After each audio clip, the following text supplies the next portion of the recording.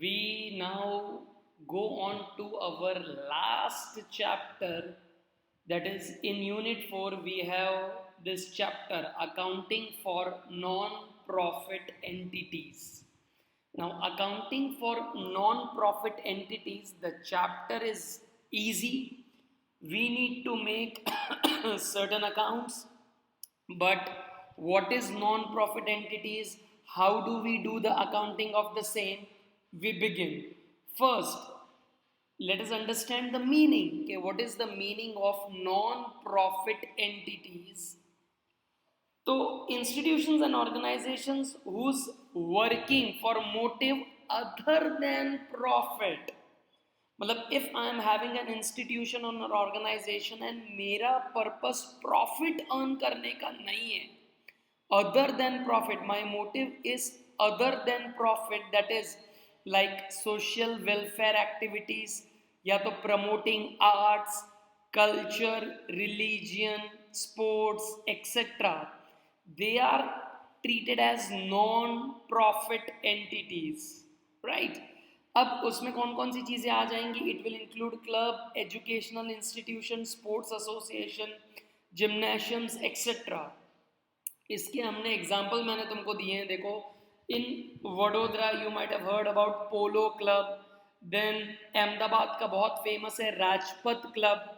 Now this club, ये लोग जो हमारा क्लब का जो एस्टैब्लिशमेंट है, they work for the betterment of the members who are joining the club. Their intention is not to make profit. MS university का अगर मैं आपको एग्जांपल दूं, MS university is for providing education. Again the profit is, intention is not to earn the profit. जो भी पैसा आ रहा है बच्चों के भविष्य के लिए, बच्चों के एजुकेशन के लिए ही यूटिलाइज किया जाएगा. Then Baroda cricket association, in order to promote sports cricket, उसके लिए बड़ौदा क्रिकेट एसोसिएशन है. देन आपने बाल भवन सुना होगा, बाल भवन कहना से उनका भी यही इंटेंशन है कि भाई they are doing the sports activities, they are into sports activity, promoting sports. Intention is not to make profit. Then VCCI, Vadodara chamber of commerce, बहुत सारे लोगों का एसोसिएशन है Vadodara chamber of commerce. Then gymnasium में fitness first का example मैंने आपको दिया है. तो ये सब कैसे हैं कि this organization works for the betterment of their members who are joining them. So their intention is again not to make the profits, right? Social welfare के लिए है, arts का promotion करने के लिए, culture है, religion है. religion से अगर मैं आपको example दूं, श्री साईं बाबा का जो ट्रस्ट है, शिरडी के साईं बाबा का जो ट्रस्ट है, उसका पर्पस ये है कि भाई वो रिलीजन को स्प्रेड करना है. देन तिरुपति टेम्पल में, तिरुपति बालाजी टेम्पल का जो ट्रस्ट हमने क्रिएट किया है, वो टेम्पल के बेटरमेंट के लिए है. वहाँ पर जितने भी भक्त जा रहे हैं, जितने भी रिलीजियस एक्टिविस्ट जा रहे हैं, उनके रहने की सुख सुविधा करने के लिए, उनको अच्छे भगवान के दर्शन हो, वो सारी फैसिलिटी प्रोवाइड करने के लिए, इवन खाना खिलाने के लिए. जैसे अगर आप चंडीगढ़ में, अमृतसर में अगर आप जाएंगे ये गोल्डन टेम्पल में, देन वहाँ पर लोगों को खाना भी खिलाया जाता है. ये साईं बाबा, शिरडी के साईं बाबा में हम अगर जा रहे हैं तो वहाँ पर भी लोगों को फ्री में खाना खिलाया जा रहा है. So whatever money comes to this fund और association, then main purpose is for the betterment. वो उसी पर्पस के लिए वो पैसा यूज करते हैं, प्रॉफिट अर्न करने का कोई इंटेंशन नहीं है. तो मीनिंग क्या है नॉन प्रॉफिट का? आई होप वो आपको समझ में आ रहा है. अब इसका हम अकाउंटिंग कैसे करेंगे? How do we do accounting for such non profit entities? कैसे हो सकता है अकाउंटिंग? सो अकाउंटिंग में हमें 3 चीज़ें बनानी रहेंगी. We need to make 3 things. पहला, receipt and payment account. First we need to make receipt and payment account which is like cash book. If you remember, हमने फाइनल अकाउंट्स किया है unit 2 में, जहाँ पर हम ट्रेडिंग अकाउंट बनाते थे, प्रॉफिट एंड लॉस अकाउंट बनाते थे, बैलेंस शीट बनाते थे. नाउ ट्रेडिंग अकाउंट जब हम बनाते थे, तब वो बनाने का हमारा पर्पस क्या था कि we were doing activity, trading activity हम करते थे, सामान का लेन देन होता था, कुछ हम परचेज करते थे, कुछ हम सेल करते थे. ऐसा अपना एक्टिविटी होता था, that was in trading, right. लेकिन यहाँ पर जैसे मैंने आपको कहा है कि हमारा पर्पस क्या है, व्हाट इज आवर पर्पस, कि हमारा पर्पस है लोगों का वेलफेयर करना है, समाज का वेलफेयर करना है, किसी स्पोर्ट्स को हमें आगे लेके जाना है। तो सामान का लेन देन नहीं होता है यहाँ पर, वी डोंट डू एनी सामान का लेन देन। सो हमने यहाँ पर कौन कौन से अकाउंट बनाने हैं, रिसिप्ट एंड पेमेंट अकाउंट बनाना है जो कैश बुक के जैसा है, इनकम एक्सपेंडिचर अकाउंट बनाना है जो प्रॉफिट एंड लॉस के जैसा है, एंड बैलेंस शीट हमें बनानी है। अब बैलेंस शीट तो तुमने प्रीवियसली भी देखी है कि how we are making the balance sheet, लेकिन रिसिप्ट पेमेंट में क्या आएगा, इनकम एक्सपेंडिचर में क्या आएगा, उसके फॉर्मेट्स के साथ हमको पहले वो फॉर्मेट लर्न करना पड़ेगा, we have to understand the things and then only will able to move on to the sums. So I hope meaning आपको पता चल गया है। अब ये नॉन प्रॉफिट एंटिटीज है तो उनका अकाउंटिंग हम कैसे करेंगे, तो 3 तरीके से अकाउंटिंग हो सकता है। रिसिप्ट पेमेंट हम बनाएंगे, इनकम एक्सपेंडिचर अकाउंट बनाएंगे, and then will make balance sheet, then we would be making balance sheet. Receipt and payment account अब हम डिटेल में देखते हैं, डिटेल में समझते हैं। Few important bullet points, important points का मैंने समरी बनाया है, वो आपको नोटबुक में लिखना है।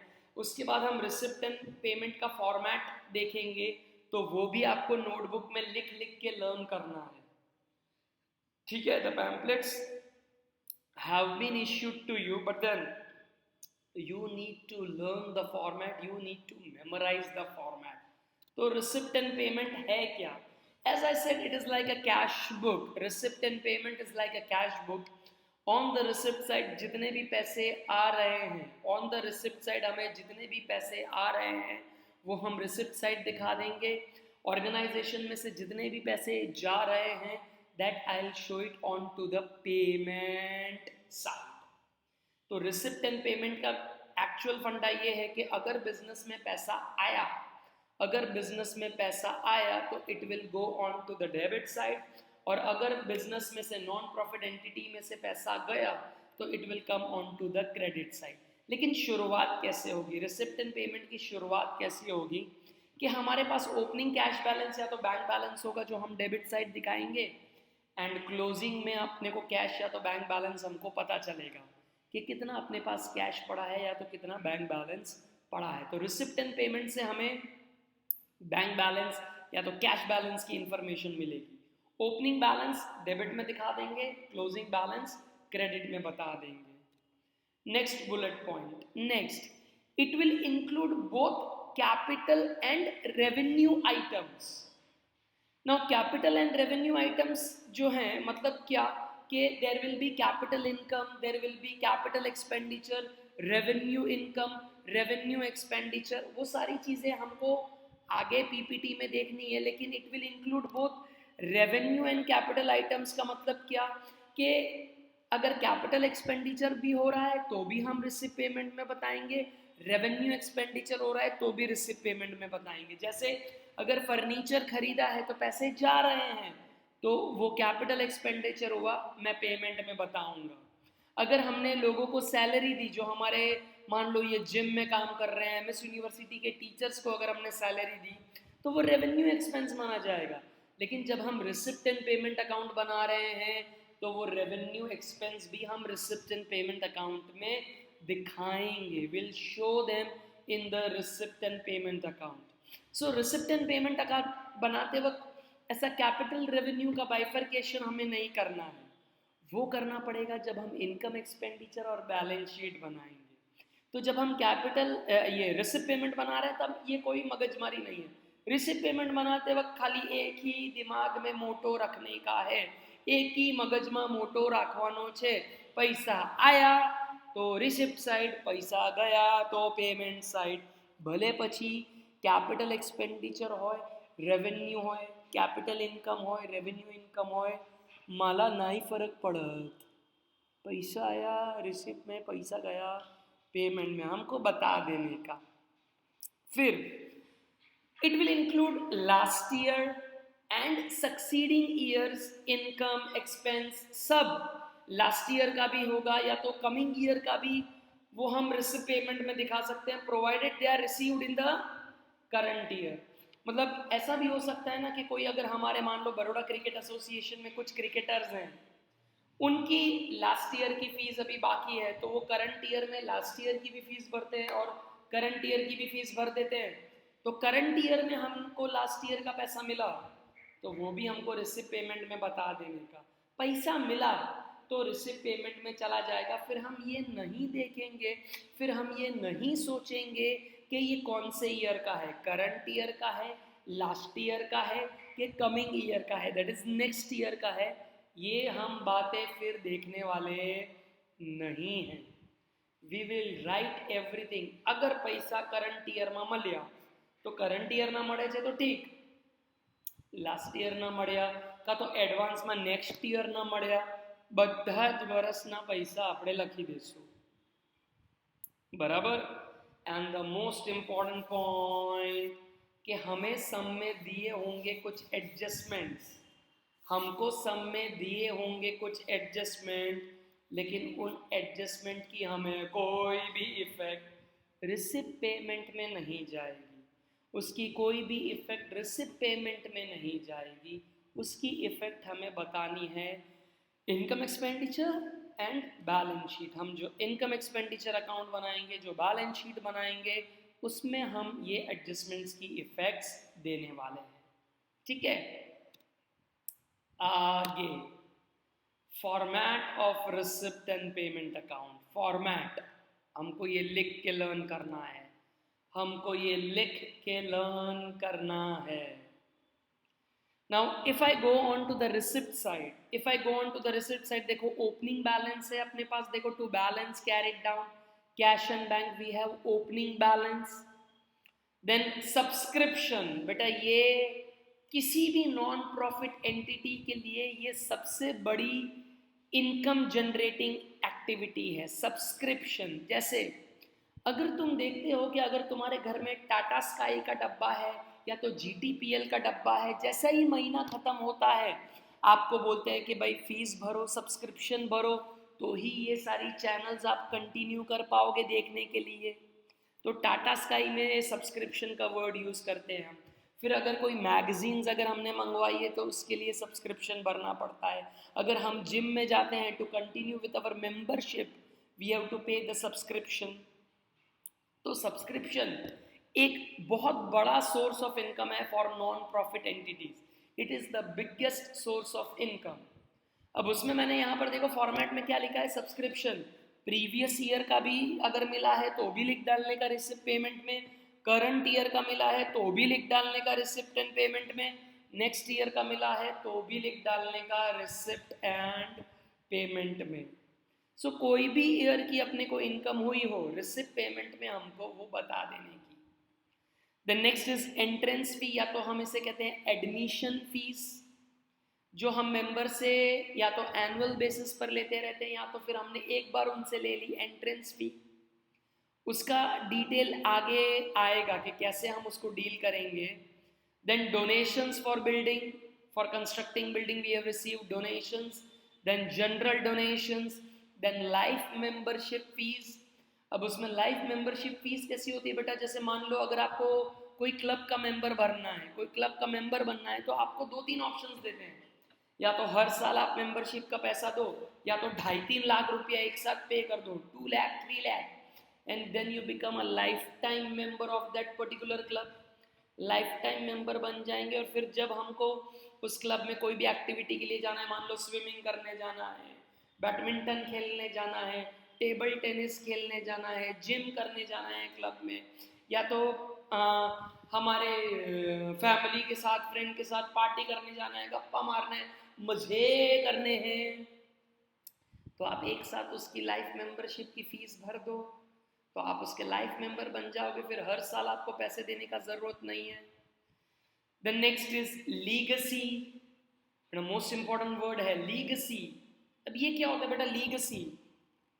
अब मान लीजिए लीगसी क्या है कि कोई भी इंसान का जब डेथ हो जाता है तब वो अपने असेट्स जो उसके डेथ के बाद छोड़ के जाता है जो उसके विल में लिख के वो जाता है, that is coming under legacy. मतलब अ पर्सन हु डाइज, उसने कुछ अपनी विल बना के रखी है, उसमें कुछ असेट्स उसने बोले हैं कि इस असेट्स को ये पर्पस के लिए यूज करना, तो उसे हम लीगेसी कहेंगे। लीगेसी जैसे एकदम मस्त एग्जांपल आपको, जैसे एमएस यूनिवर्सिटी अगर तुम देखोगे, एमएस यूनिवर्सिटी अगर तुम देखोगे तो हमारे महाराजा सयाजी राव के यहाँ वो पहले पैलेस हुआ करता था। एमएस यूनिवर्सिटी हमारे महाराजा सयाजी राव का वो पैलेस हुआ करता था। अब इतना बड़ा पैलेस है उनका, तो उन्होंने अपनी विल में ऐसा लिखा, he wrote his will and he told कि भाई मेरे मरने के बाद ये जो मेरा पैलेस है उसको हम ये यूनिवर्सिटी एजुकेशनल पर्पस के लिए तुम ये यूज करना। तो हमने एमएस यूनिवर्सिटी के ज़्यादा बिल्डिंग हमने कंस्ट्रक्ट एमएस यूनिवर्सिटी के बिल्डिंग हमने कंस्ट्रक्ट नहीं करे हैं, अपने को वो लीगेसी में मिले हैं, हमको वो विल में मिले हैं, और फिर वो बिल्डिंग हम ये यूज कर रहे हैं एजुकेशनल पर्पस के लिए। बट ये बिल्डिंग हमको लीगेसी में मिले हैं, हमको विल में मिले हैं, तो वो हमारे लिए लीगेसी हो जाएगा। Then we would be receiving grants from the government. जैसे अगर ये बड़ौदा क्रिकेट एसोसिएशन है, बड़ौदा क्रिकेट एसोसिएशन है, तो उनको बीसीसीआई से पैसे मिलते हैं कि भाई आप लोकल लेवल पे, रीजनल लेवल पे आप ये बच्चों का ये टैलेंट आप डेवलप करो, तो उनको वो ग्रांट मिलता है। लेकिन ये सेम चीज़ हमको गवर्नमेंट से भी मिलती है कि अगर हम कोई सोशल वेलफेयर एक्टिविटीज़ कर रहे हैं, बच्चों को प्रमोट कर रहे हैं, एजुकेशन दे रहे हैं, आर्ट्स करवा रहे हैं, किसी कल्चर को फॉलो करवा रहे हैं, तो गवर्नमेंट से ऐसे ग्रांट मिलेंगे, हमको ऐसा गवर्नमेंट से पैसा मिलेगा, गवर्नमेंट से हमको फंडिंग मिलेगा। So that will all come on to the receipt side of receipt and payment account. Then contribution for annual dinner, members को, हम जितने भी हमारे मेंबर्स हैं उन सबको बोलते हैं कि चलो आओ यार साल में एक बार खाना वाना खाएंगे, मिलेंगे, पार्टी शार्टी करेंगे, तो उसका कंट्रीब्यूशन हम अपने मेंबर्स से ले रहे हैं। देन डिविडेंड हमें मिला, इंटरेस्ट मिला, रेंट मिला। Then receipt of on annual sports if any function we have done for sports. Then sale of old sports material, sale of old magazine, and then sundry receipt. Okay, तो ये सारी चीज़ें आ रही हैं हमारे receipt side, which indicates कि भाई हमको बिजनेस में, हमको हमारे ये नॉन प्रॉफिट एंटिटीज में पैसे आए। जबकि पेमेंट साइड जरा देखो, पहला opening balance of bank overdraft, मतलब अगर हमारा बैंक ओवरड्राफ्ट है, टेम्पररी लोन लिया है, तो ओपनिंग बैलेंस में come on to the credit side. अगर हमने शॉर्ट टर्म टेम्पररी लोन लिया है तो अपना overdraft will come on to the credit side. Then annual sports expense के हमने खर्चे किए, सैलरी वेजेस करा, रेंट रेट्स एंड टैक्स, ये सारे देखो जरा समझो रेवेन्यू एक्सपेंसेस हैं, insurance, salary, rents, annual sports. लेकिन समझो फर्नीचर है, स्पोर्ट्स इक्विपमेंट्स है, ये બધું कैपिटल एक्सपेंडिचर्स है, એ બધા મારા कैपिटल एक्सपेंडिचर्स છે, પણ એ પણ આપણે બતાડીશું। रिसिप्ट एंड पेमेंट अकाउंट जब हम बना रहे हैं तो नो भेद द भाव्स बिटवीन द कैपिटल एक्सपेंडिचर और रेवेन्यू एक्सपेंडिचर। यहाँ पर भी लेफ्ट साइड रिसिप्ट में भी हमने कुछ इनकम ऐसी देखी जो हर साल हमको मिलेंगी, सब्सक्रिप्शंस हैं, देन कंट्रीब्यूशन फॉर डिनर है, डिविडेंड है, ये सब हमें थ्रू आउट द ईयर हमको मिलती जाएंगी, ईयरली, एनुअल है। लेकिन कुछ ऐसी भी हैं कि जो कैपिटल इनकम्स है, लाइफ मेंबरशिप फीस, लीगेसी, ये सारी कैपिटल इनकम्स हैं जो बार बार नहीं मिलेगा। सयाजी राव महाराज हमको ऐसा नहीं बोलेंगे ले लो बेटा मेरे हर बिल्डिंग के हर कोने में तुम एजुकेशन बना दो, ऐसा नहीं होता, बार बार नहीं मिलता है, वो कैपिटल इनकम है। तो हम वो सभी बता देंगे। तो फर्नीचर है, स्पोर्ट्स इक्विपमेंट्स हमने बाय किए, बुक्स बाय किए, पीरियोडिकल्स बाय किए हैं, ऑडिट फीस, चार्टर्ड अकाउंटेंट को हमने ये फीस भरी है ताकि वो चेक करे कि देखो ये सारी चीज़ें हमने बराबर लिखी है कि नहीं। देन प्रिंटिंग स्टेशनरी है, ऑनरेरियम है। नो ऑनरेरियम कैसा है कि हम लोगों का आदर, सम्मान, सत्कार करते हैं। जैसे अगर मान लो हमारे हॉस्पिटल्स हैं कि जहाँ पर हम फ्री ऑफ कॉस्ट में लोगों का हम इलाज करवा रहे हैं, हमने ऐसी एक हॉस्पिटल ओपन करके रखी है, तो वहाँ डॉक्टर आ रहे हैं। अब डॉक्टर को हम फीस उनकी जितनी है उतनी तो हम पे नहीं कर सकेंगे, लेकिन वो हमको हमारी सर्विस दे रहे हैं, तो हम जितना भी नॉमिनल अमाउंट उनको दे सके उनकी सर्विसेज के लिए, जस्ट एज एन ऑनर કે ભાઈ તમારી ડિગ્નિટી માટે, તમારા કામ માટે અમે તમને પૈસા આપીએ છીએ, તમે જેટલા ડિઝર્વ કરો છો એટલા તો અમે નહીં આપી શકીએ, કેમ કે અમે મફતમાં કામ કરી રહ્યા છીએ, અમારો પ્રોફિટ અર્ન કરવાનો કોઈ ઇન્ટેન્શન નથી, અમે મફતમાં કામ કરી રહ્યા છીએ, તો અમે તમને તમારા એટલા બધા પૈસા નહીં આપી શકીએ, પણ અમે તમને ઓનરેરિયમ પે કરી શકશું, will give you some amount in order to justify the services what you are giving. So honorarium हम भरेंगे, then bank charges है, postage and telegram, wages and electricity, conveyance and traveling, repair maintenance, sundry expense, फिर annual dinner के खर्चे, investments किया, and then on the credit side we have closing balance of cash and bank. लेकिन अगर bank overdraft है तो उसका balance देखो छेल्ले અહીંયા डेबिट साइड में अगर आवे छे, अगर बैंक ओवरड्राफ्ट नो बैलेंस छे तो. So this is our format of receipt and payment account which is very easy, जिसमें बेटा देखना क्या है हमको कि भाई पैसे आए रिसिप्ट में गए, पैसे गए पेमेंट में जाएगा, सिंपल हिसाब है अपना रिसिप्ट एंड पेमेंट का, ठीक है. हो देन इनकम एक्सपेंडिचर के some bullet points, income expenditure के बेटा अपने थोड़े bullet points, and then we would also go through with the format of income and expenditure account.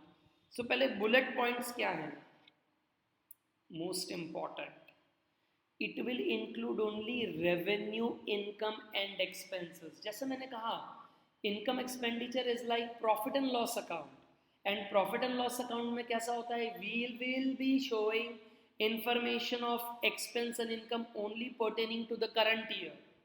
सो यहाँ पर इनकम एक्सपेंडिचर में भी कैसा हो रहा है, we will be showing all the revenue incomes, that is income pertaining to the current year, and all the revenue expenses, that is expenses pertaining to the current year. Most important, revenue incomes અને revenue expenses અને only current year વાળી information લેવાની. હવે revenue income શું છે કે એ income જે વારે વારે recur થાય છે, વારે વારે પૈસા એના આવે છે. एक्सपेंस, रेवेन्यू एक्सपेंस कया वारे वारे वारे वारे वारे वारे वारे मारे खर्चा करवा पड़े छे, અને રેવન્યુ ઇન્કમ અને રેવન્યુ એક્સપેન્સ નો પણ બેનિફિટ અમને મળે for less than a year. So that is my revenue expense revenue incomes. So वही हम सिर्फ बताएंगे revenue expense and revenue incomes, हम सिर्फ वही बताएंगे इनकम एक्सपेंडिचर में कि जिनका बेनिफिट हमको मिल रहा है for very short period of time, जिसका बेनिफिट हमको मिल रहा है for very short period of time, then it will include only the income and expenses of current year. It will include income and expenses of only current year. आज वर्षनी बात करो, last year succeeding year उनका कुछ नहीं देखेंगे हम, last year वाला कमिंग ईयर वाला वो कुछ नहीं, करंट ईयर की बात करो भाई. इनकम एक्सपेंडिचर में करंट ईयर में शू इनकम थई शू एक्सपेंस थया ए ज आपणे जोईशुं. अने आ पॉइंटना कारणे there are so many things which you need to understand when we would be doing the format. अने अगर फॉर्मेट करती वखते तमने नथी लॉजिक समजातो तो टेन्शन नहीं, ज्यारे सम स्टार्ट करीशुं ત્યારે ડેફિનેટલી લોજિક તમને ખબર પડી જશે, ત્યારે તમને ડેફિનેટલી લોજિક તમને ખબર પડી જશે. Are you getting it? Are you getting it?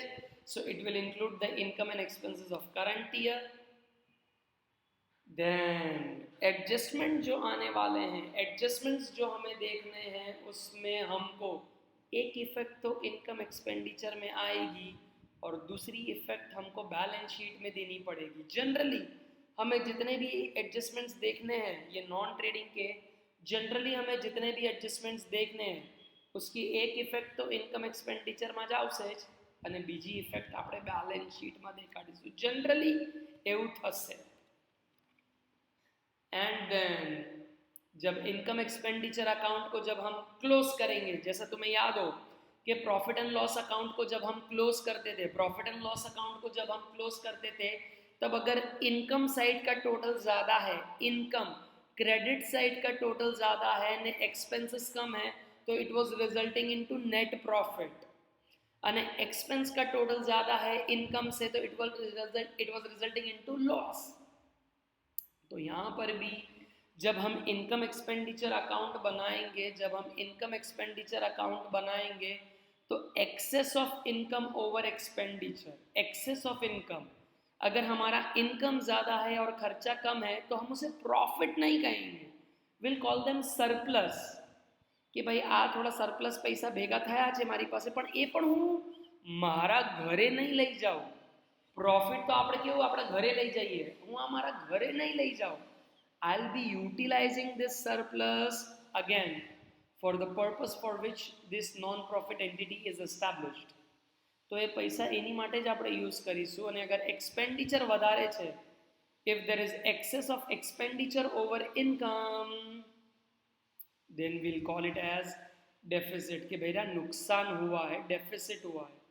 तो हमें लोगों के पास से और हाथ फैलाने पड़ेंगे, डोनेशन मांगना पड़ेगा, ताकि अपने बिजनेस में पैसे आते रहे। बराबर है?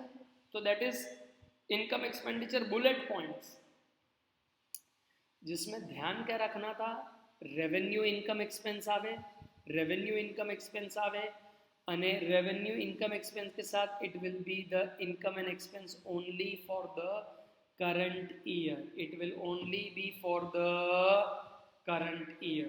इन एडजस्टमेंट्स का क्या होगा, adjustments will have only one effect, the adjustments will be having only one effect, one of the effect in income expenditure. Okay, format, income expenditure का फॉर्मेट, यो इनकम एक्सपेंडिचर का फॉर्मेट देखेंगे तो देखो, expenditure we are writing it on to the debit side and incomes we are writing it on to the credit side.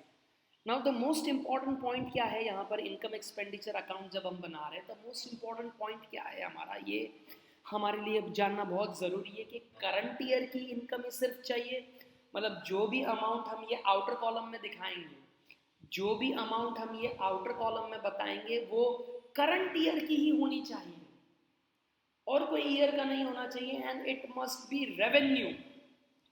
એટલે expenditure side જોઈશો તો તમે બધા રેવન્યુ એક્સપેન્ડિચર જોવા મળશે, ઇન્કમ સાઇડ અગર જોશો તો બધી જ રેવન્યુ ઇન્કમ તમને જોવા મળશે। तो एक्सपेंडिचर साइड अगर हम देखें तो सैलरी एंड वेजेस जो हमने पे किया है, उसमें ऐड क्या करने का, the outstanding at the year and. तो वो तो हम नॉर्मली हर एक एडजस्टमेंट्स में करते थे कि जितनी भी सैलरी करंट ईयर की बाकी है देना, करंट ईयर की बाकी है, करंट ईयर की, वो हमें ऐड करने का सैलरी में, ने अगर कुछ प्रीपेड है तो वो माइनस कर देने का। बराबर है? लेकिन और बहुत ध्यान से इसमें और हमने ऐड बैक क्या किया है, प्रीपेड एट द बिगिनिंग, मतलब लास्ट ईयરની બુક્સમાં કોઈ પ્રીપેડ છે જે આ વર્ષની બુકમાં આપણે કેરી ફોરવર્ડ કરીએ છીએ, એટલે પ્રીપેડ એટલે શું કે મેં ગયા વર્ષે જ આ વર્ષની સેલરી પે કરી દીધેલી। પ્રીપેડનો મતલબ શું, in the last year only I paid salary for the current year, એટલે જ્યારે કરંટ યર ચાલુ થાય છે ત્યારે મારે આ પ્રીપેડ આમાં એડ કરવાનું, જે લાસ્ટ યરમાં આપણે પે કરી દીધેલી। मतलब इन द ईयर 2020 मैंने लोगों को सैलरी दे दी एडवांस में, क्योंकि बहुत ख़राब साल था, तो हमने एडवांस में लोगों को सैलरी दे दी। इवन 21 की भी हमने सैलरी के 2-3 महीने एडवांस के दे दिए। तो अब जब ये करंट ईयर 21 स्टार्ट होगा, तो उसमें जो हमने लास्ट ईयर में जो हमने प्रीपेड कर दिया था, वो हमने अभी करंट ईयर का है इसलिए इसको एड बैक कर देने का। અને લેસ શું કરવાનું, આઉટસ્ટેન્ડિંગ એટ ધ બિગનિંગ, मतलब લાસ્ટ યરની કોઈ સેલરી આઉટસ્ટેન્ડિંગ છે જે હજી સુધી આપણે નથી પે કરી, if any salary is outstanding for the last year and we have yet not paid, but in current year we paid, in current year we paid some salary which was outstanding for the last year, तो वो last year का था, मेरे current year में नहीं आना चाहिए, इसलिए करंट ईयर में से हम आउटस्टेंडिंग माइनस करेंगे which is pertaining to the last year. કેમ કે ગયા વર્ષની સેલરી અગર બાકી છે તો એ ગયા વર્ષમાં જ આવી જોઈએ, કરંટ યરમાં ના આવી જોઈએ। ભલે હું એને કરંટ યરમાં પે કરું છું પણ એ ખર્ચો તો લાસ્ટ યરનો છે, એટલે લાસ્ટ યર વાળી આઉટસ્ટેન્ડિંગ સેલરી મારે શું કરવાની? माइनस। तो करंट ईयर का आउटस्टैंडिंग प्लस करेंगे, करंट ईयर का प्रीपेड माइनस करेंगे। करंट ईयर का आउटस्टैंडिंग प्लस करंट ईयर का प्रीपेड माइनस। लास्ट ईयर का प्रीपेड है वो plus, because last year advance में जो सैलरी पे करी वो करंट ईयर की है, इसलिए हमको उसको प्लस करने का। અને लास्ट ईयर जो आउटस्टैंडिंग था, लास्ट ईयर जो आउटस्टैंडिंग था वो करंट ईयर की इनकम नहीं है, लास्ट ईयर की है, એટલે આ વર્ષમાં એને આપણે માઇનસ કરી દેવાનું। આ સૌથી ઇમ્પોર્ટન્ટ એડજસ્ટમેન્ટ્સ છે જે આપણે सम्स કરતી વખતે જોવું પડશે, most important adjustment.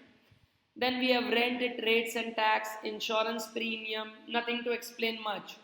Depreciation on furniture, sports equipments, books, periodical, audit fees, printing stationery, honorarium, bank charges, honorarium मैंने आपको समझा दिया। Then postage and telegram, electricity and water expense, conveyance and traveling, sundry expense। એટલે સમજવા જેવું ખાલી salary વાળો point હતો, બાકી તો બધા ખર્ચા જ છે યાર, તમારા જેવા ખર્ચા જ છે, એમને આપણે લખી દીધું એટલે ચાલે। ઇન્કમ સાઇડ અગર આપણે જઈએ તો subscription received, I told this is a major source of revenue income, major source of revenue income for any non profit entities, it's a major source of income. उसमें ऐड वापस करेंगे जो outstanding at the year end था, less करेंगे जो advance में मिला है, एडवांस में जो मिला है वो नेक्स्ट ईयर की इनकम है इसलिए माइनस कर दिया। अगेन ऐड क्या करेंगे, जो आउटस्टैंडिंग था लास्ट ईयर का, लास्ट ईयर का जो है वो हमने ऐड कर देना है एडवांस, અને આઉટસ્ટેન્ડિંગ છે જે લાસ્ટ યરનું એ માઇનસ કરી દેવાનું, જેવું સેલરીમાં કર્યું સેમ વસ્તુ। सब्सक्रिप्शन जितना मुझे मिल गया उसमें हम प्लस करेंगे आउटस्टैंडिंग कितना है at the end, and advance अगर कुछ मिला करंट ईयर में एडवांस मिला मतलब it is pertaining to the next year, तो वो नहीं आना चाहिए तो वो लेस करेंगे। फिर ऐड वापस क्या करेंगे, एडवांस एट द बिगिनिंग, मतलब मेरे को लास्ट ईयर ही करंट ईयर का इनकम मिल गया था, last year he I got it in the last year, advance में पैसा मળી ગયા હતા કરंट ईयर ના, પણ ઇન્કમ તો કરंट ईयर ની છે ને, મળી ભલે ગયું લાસ્ટ ઈયર, ઇન્કમ કરंट ईयर ની છે એટલે એડવાન્સ આપણે એડ કર્યું, અને આઉટસ્ટેન્ડિંગ શું છે આપણે શું કર્યું, માઇનસ। आउटस्टैंडिंग सब्सक्रिप्शन जो है वो हमने क्या किया है, माइनस कर दिया है आउटस्टैंडिंग सब्सक्रिप्शन, कि जो लास्ट ईयर की इनकम बाकी है करंट ईयर में मेरे को मिली लेकिन वो लास्ट ईयर की है, जो करंट ईयर में मिली तो it should go to last year income, not in current years income. Then entrance fee only revenue है तो ही लेने का, general donations, then life membership fees अगर ओनली रेवेन्यू है तो ही लेने का, then profit from annual dinner contribution less expense, then profit on annual sports, then profit on sale of provisions, खाने पीने के सामान में अगर कुछ प्रॉफिट किया, then rent of club hall, शादी के लिए हमने हॉल दे के रखे, कराओ बेटा शादी जितनी करनी हो, हमको पैसे देते रहो, then dividend and interest, sundry receipts, and last we have deficit। Okay, so I think in the first lecture the two formats which is to be done इतना आप कर लीजिए, and then in the next lecture we'll be doing the format of balance sheet, and once the formats are properly memorized, अच्छी तरह से अगर वो हमने देख लिया कर लिया, फिर हम सम्स स्टार्ट कर देंगे। ये वीक में एवरीडे लेक्चर तो आना ही है और आपको ये चैप्टर भी खत्म कर देना है बिफोर द एग्जाम्स। ओके, चलो बाय, टेक केयर, बाय।